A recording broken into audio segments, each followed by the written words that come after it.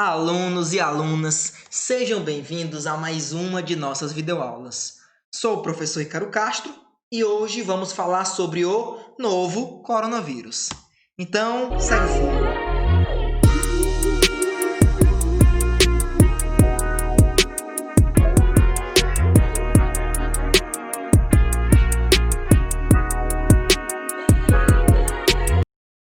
Meu querido aluno, minha querida aluna, eu sei que vocês estavam ansiosos para uma aula de coronavírus. Então vocês têm que saber que esse tema foi e é muito importante quando se fala em saúde pública. É uma das coisas que mais falamos hoje no nosso dia a dia e ele vai permanecer frequente nos próximos vestibulares, nos próximos concursos, próximos Enems. Então você aluno, você aluna tem que se apropriar de coisas referentes a esse conteúdo. Então a primeira coisa que você tem que saber é diferenciar COVID-19 de SARS-CoV-2. Qual a diferença? É que COVID-19 é o nome da doença. Então, o CO vem de corona, o V vem de vírus e o D de disease, ou seja, doença, que é disease em inglês, doença do coronavírus. Então, COVID significa doença do coronavírus. E 19 é porque essa doença ela apareceu, como todos sabem, em 2019. Então, COVID-19. Mas quem causa o COVID-19 ou a COVID-19? É o SARS-CoV-2. Então, esse aqui é o que causa a doença, é o nome do vírus. Então, o vírus é o SARS-CoV-2 que causa a doença COVID-19. O nome do indivíduo que causa uma doença, a gente chama de agente etiológico. Então, o agente etiológico, anotem isso, da COVID-19, ou seja, o indivíduo parasita que causa a COVID-19 é o SARS-CoV-2. Agora percebam que esse não é o primeiro coronavírus que tem contato com a espécie humana. Nós já temos outros 6 coronavírus que já apareceram por aqui. Então, aqui 1, 2, 3, 4, 5, 6. Esse é o 7º coronavírus que teve contato em humanos. Agora, olha que legal.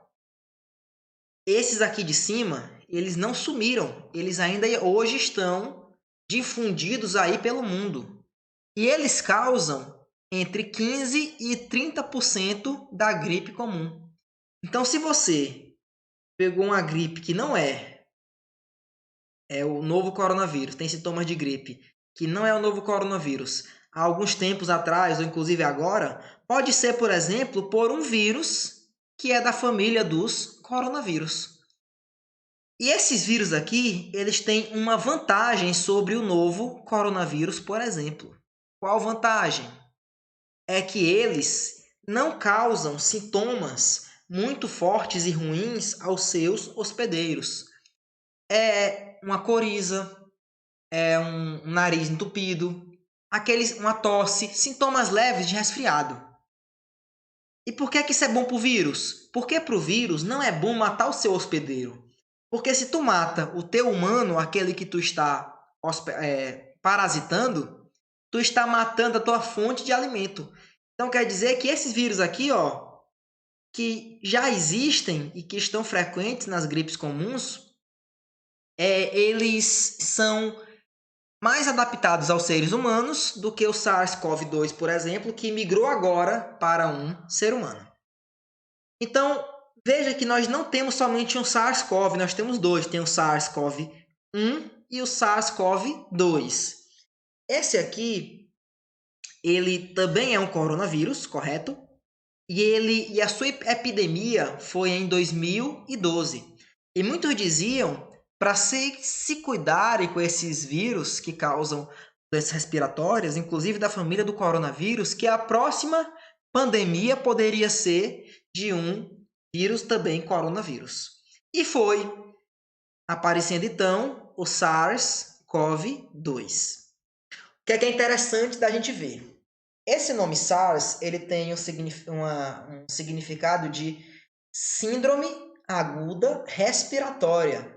Então, esse é um sintoma tanto do SARS-CoV-1 quanto do SARS-CoV-2. As pessoas que têm esse vírus, muitas delas, elas têm uma síndrome aguda respiratória, uma grande dificuldade ao respirarem. Por isso, esse nome.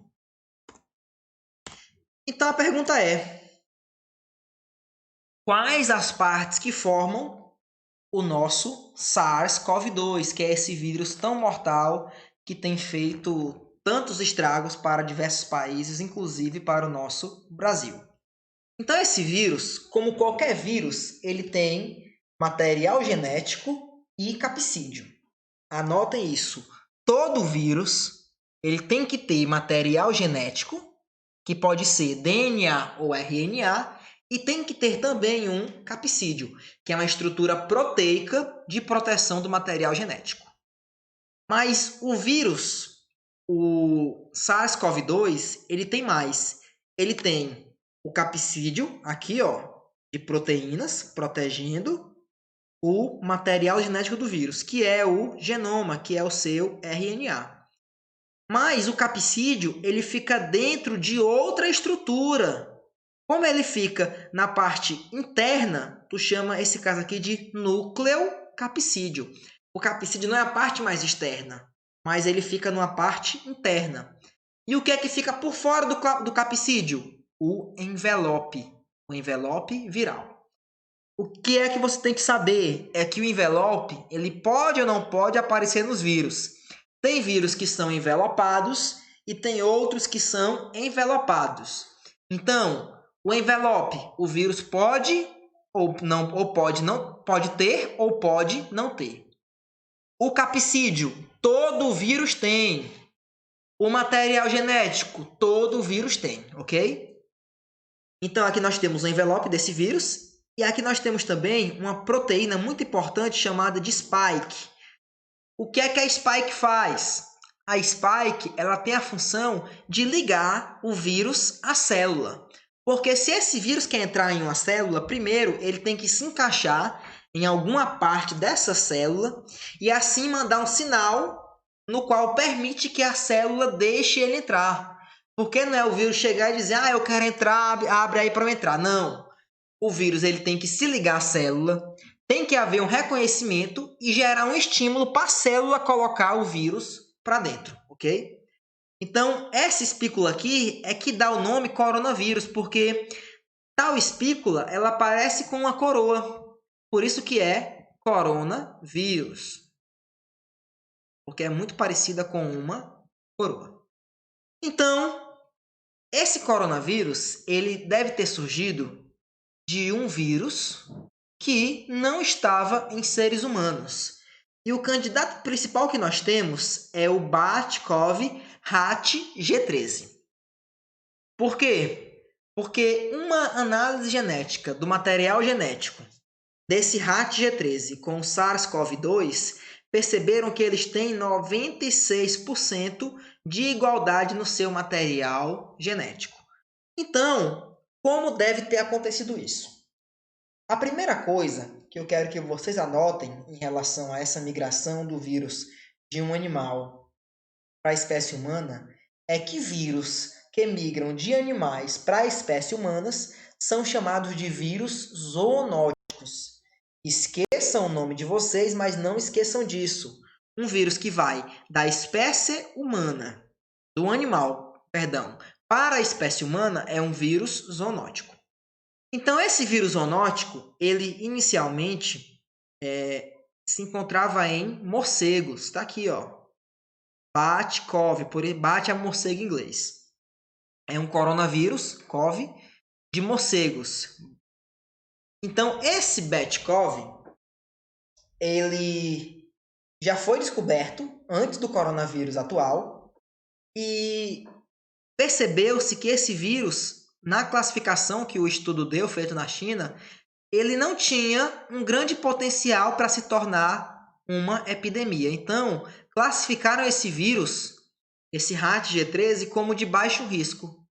E, alguns anos depois, houve modificações no seu DNA, então formou o SARS-CoV-2, que consegue atacar humanos. Então, mesmo nós tendo conhecido esse vírus antes, nós o classificamos como não perigoso para a espécie humana. E vejam o que aconteceu. Então, 4% de modificação no vírus pode trazer vários problemas para a espécie humana. Então, é meio que uma coisa que nós não temos como adivinhar. E o pior é que nós temos cerca de 3 milhões de vírus zoonóticos vivendo em espécies animais.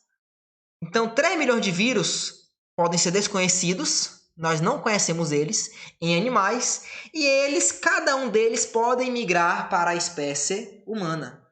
Por isso que é difícil adivinhar qual vai ser a próxima pandemia, qual vai ser o próximo vírus. Mas tudo indica que são vírus que causam doenças respiratórias. Por quê? Porque a transmissão é muito mais fácil, então é muito mais fácil assim causar uma pandemia, ok? Então, como foi a história desse rato G13? Ele vivia em morcegos.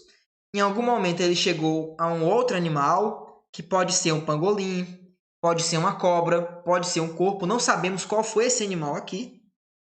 E o homem entrou em contato com esse animal e assim ele conseguiu chegar na espécie humana.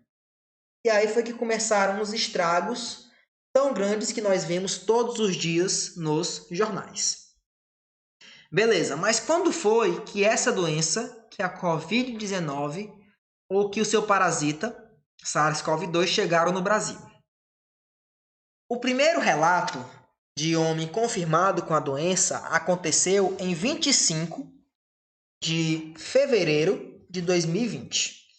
Então, esse homem, ele tinha acabado de chegar da Itália e ele, quando chegou aqui com sintomas, foi feito o diagnóstico e mostrou-se que ele tinha Covid-19. Mas um artigo publicado agora da Universidade Federal de Santa Catarina percebeu que já tinha amostra de coronavírus nos esgotos do Brasil, na verdade de Florianópolis, para ser mais específico, em novembro de 2019. Pasmem! Ou seja, quando passamos o carnaval, algumas festas, já tinha coronavírus. O coronavírus já estava aqui. Então, por isso, observem que o coronavírus ele não surgiu no Brasil em fevereiro, não. Ele já estava em amostras de esgoto em novembro de 2019. Então veja que primeiro ele chegou aqui de forma silenciosa, se multiplicou o máximo que pôde e depois foi que os estragos começaram a aparecer. Então, o vírus, como eu falei para vocês, ele tem que se ligar a uma proteína específica da célula, do hospedeiro, para conseguir entrar. Então, qual o nome dessa proteína? É a ACE2. Então, nós, seres humanos, temos no nosso trato respiratório uma proteína chamada ACE2. Então, o vírus se liga a essa proteína e essa ligação gera um sinal para que a célula, a nossa célula, coloque o vírus para dentro, permita a passagem dele, porque a nossa membrana plasmática ela tem permeabilidade relativa. Passa quem ela quer e não passa quem ela não quer. Então, o vírus ele induz essa passagem ao se ligar com a proteína ACE2. Então, qualquer vírus, ele entra na célula, ou ele manda o seu material genético, se ligando a uma proteína. Essa parte inicial, tu chama de adesão, que ele vai se aderir à célula. E a segunda parte é a penetração, que é quando ele vai entrar na célula. A penetração, ela se divide em 3 formas. Ou ela pode ser por injeção, no qual o vírus manda somente o seu DNA, ou ela pode ser por fusão, no qual o envelope do vírus ele se funde à membrana plasmática da célula, como aqui, ó, ou pode ser por endocitose. Nesse caso, o vírus ele entra totalmente. E no caso do coronavírus, a entrada é por endocitose, ok? Então, esse é o processo. O vírus ele vai entrar completamente. Entra tem material genético, entra capsídeo e também entra o envelope. Entra tudo dentro da nossa célula. Beleza. Então, professor, qual é a nossa maior chance contra o coronavírus? A nossa maior chance é desenvolver uma vacina que consiga nos deixar imune a essa doença. Então, o que seria a vacina? Na vacina, você pega parte do vírus, certo? E aplica parte dos vírus em um ser humano, por exemplo. Para quê? Para que esse ser humano, o seu sistema imunológico, ele reconheça essas partes dos vírus que estão dentro de você e produzam com isso anticorpos. Então, em resumo, parte do vírus, elas entram no teu corpo pela vacina, ou elas são estimuladas a serem produzidas no teu corpo pela vacina. E essa partes dos vírus, elas elas incentivam a produção de anticorpos. Então, os anticorpos, eles são específicos, ou seja, o anticorpo específico, ele é produzido para aquela substância específica. Então, entrou uma molécula, por exemplo, a proteína do coronavírus. Os anticorpos vão ser específicos para aquela proteína do coronavírus, ok? Então, os anticorpos vão entrar, mas essas partes que foram colocadas em ti, elas não causam mal. Ou são somente pedaços de vírus, ou são vírus que estão mortos, que não tem como causar nenhuma doença. Dessa forma, tu vai colocar na pessoa parte dos vírus, mas que não causem nenhum problema à pessoa, ok? Então, essas partes dos vírus, elas são reconhecidas e são produzidas anticorpos. E esses anticorpos, eles ficam meio que guardadinhos. Então, quando o teu corpo ele entra em contato novamente com o vírus, o que é que vai acontecer? Os anticorpos que estavam guardados, eles vão ser liberados. Então, esse anticorpo, por exemplo, feito para a proteína spike, ele vai ser liberado e ele vai se ligar à proteína spike. Qual a vantagem de ter um anticorpo? É porque, como ele já foi feito antes, é muito mais fácil aumentar a sua produção agora no corpo. E quando o vírus entra, de imediato, esses anticorpos já produzidos, eles se ligam às proteínas spike. Eles se ligam a ela. E para que essa ligação? Eles neutralizam o vírus porque eles mostram, essa célula aqui, ela está com coronavírus, destrói ela. Aí vai vir uma célula de defesa e vai destruir a célula com os coronavírus que estão dentro. Então, esse anticorpo ele funciona como uma sinalização para que outras células destruam as células infectadas. Então, assim, o vírus não vai conseguir se reproduzir, não vai conseguir chegar a outras células e a doença ela é de imediato, e o patógeno ele é de imediato erradicado. Para isso que serve a vacina. Agora, vejam uma coisa. Isso aqui é imunização ativa. Nós temos a passiva e nós temos a imunização ativa. Por que é que é ativa, professor? Porque o vírus, as partes do vírus da vacina, elas estimularam a produção de anticorpos. Então, os anticorpos foi tu que produziu. O teu corpo estava ativo produzindo anticorpos, então é ativa. Se os anticorpos tu recebe, é imunização passiva. Como, por exemplo, os soros antiofídicos. A galera vai, aplica o veneno da cobra em cavalos, por exemplo, pega o sangue dele, separa o que é sangue e o que é plasma. Aí esse plasma está cheio de anticorpo. Aí se pega esses anticorpos e na hora que você teve contato com a mordida de a peçonha de uma cobra, por exemplo, o anticorpo já está pronto e é só ser aplicado. Quem fez? O cavalo e aplicou em ti. Aqui não. Então isso aí é passivo. Soro é passivo. A vacina não. É um estímulo à produção de anticorpos. Então é uma imunização ativa.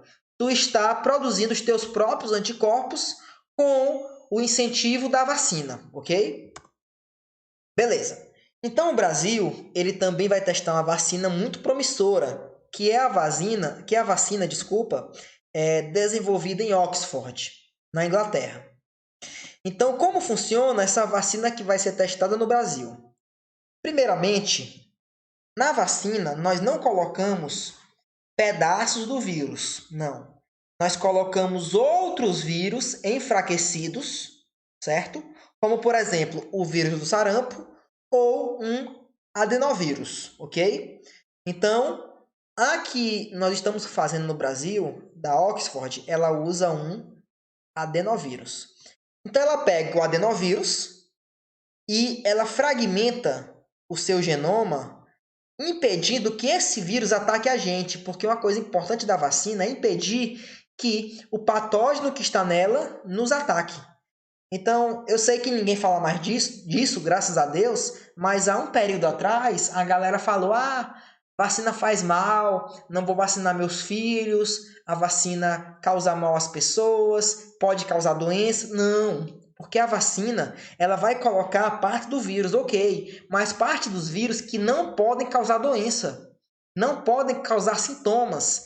Tanto é que ela é testada e muito testada para evitar isso. Então, vamos lá. Nós pegamos, então, um adenovírus, certo? E colocamos dele um pedaço do RNA do nosso SARS-CoV-2. Qual pedaço? O pedaço do RNA que produz a espícula. O que é a espícula? A proteína spike lá, que tem ligação do vírus com a célula. Lembra disso? Que para entrar na célula precisa a proteína spike se ligar ao receptor da célula. Então, a parte que essa vacina produz é a proteína spike. Ok, então está aqui a nossa proteína spike.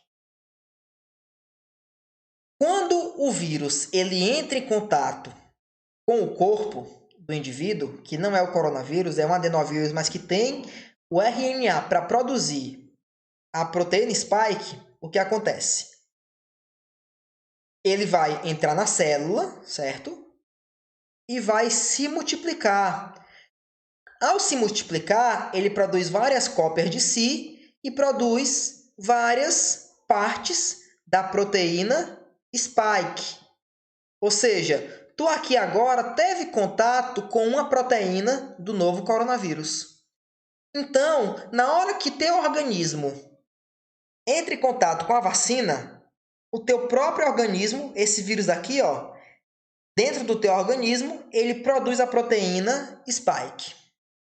Beleza. Aí futuramente, essa proteína, ela vai ter anticorpos que são produzidos para que ela seja neutralizada.